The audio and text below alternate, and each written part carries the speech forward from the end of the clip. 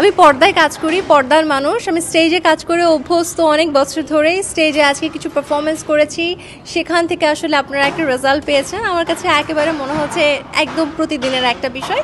অনেক ভালো লেগেছে, নতুন কিছু শিখেছি, অনেক অনেক এক্সপিরিয়েন্স হয়েছে, খুব ভালো লাগছে। 3 বছর আগে আমি ভেবেছিলাম এরকম একটা স্টেজ শেয়ার করব। আমার সেই সৌভাগ্যও হয়েছিল।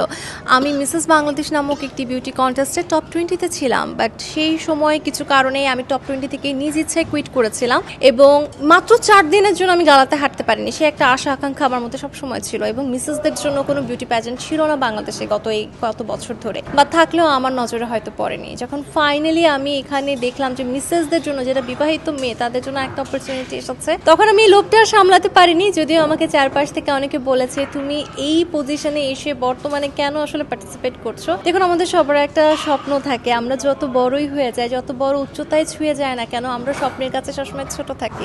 সেই লোভ, সেই আকাঙ্ক্ষাটা আমার ছিল যে সেই গালাতে হাঁটবো, অনেক মানুষের সামনে কিছু হাঁটবো, নাচ করব, ওই মোমেন্টটাকে জাস্ট এনজয় করার জন্য আমি প্যাজেন্টে এসেছিলাম। এবং আমার কাছে মনে হচ্ছে যে আমি যে কাজ করি সেটার সাথে এটা মিলে গেছে, কারণ আমি ব্র্যান্ড অ্যাম্বাসেডর হয়েছি। এবং আপনারা জানেন যে বর্তমানে ব্র্যান্ড অ্যাম্বাসেডরদের কত বড় একটা ডিমান্ড আছে, এবং আমার কাজ কিন্তু আজকে শেষ হয়ে যাচ্ছে না। আগামী বছরগুলোতে যত বছর এই বিউটি প্যাজেন্টটা থাকবে তত বছর আমি তাদের অ্যাম্বাসেডর। দ্যাট মিন একটা লাইফ টাইম অ্যাচিভমেন্ট আমার। এটা এমন না যে এক বছরের একজন কুইন, পরের বছর অন্য আরেকটা কুইন এসে তাকে রিপ্লেস করে দিবে। আমি অ্যাম্বাসেডর, আমাকে রিপ্লেসমেন্ট করা সহজ হবে না। তমা রশিদ নামটার একজন মানুষই আছে। একটা আমি খুব আগের গল্প বলি।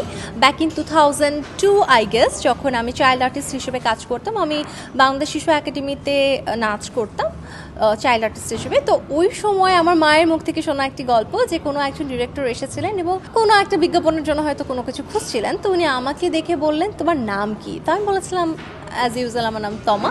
তখন ওখান থেকে নাকি বলে এসেছে সুন্দরী তমা। আমি জানি না এটা কতটুকু সত্য বা কি। তমা রশিদ একজনই আছে, সো তাকে বিট করা কখনোই সম্ভব না, কোনো প্ল্যাটফর্মে সম্ভব না। যদি আপনারা দেখে থাকেন যে আমাকে আপনাদের দৃষ্টিতে কেউ বিট করেছে, তখন আমাকে বলবেন। চারপাশের জাজমেন্টে আসলে কেউ আমাকে বিট করতে পারছে কি পারছে না আমি এটা নিয়ে কখনোই চিন্তা করি না, বাট আসলেই মানে প্র্যাকটিক্যাল অর্থে কেউ বিট করতে পারছে কিনা সেটা যদি দেখেন অবশ্যই আমাকে জানাবেন। আমি ওয়ান অ্যান্ড অনলি।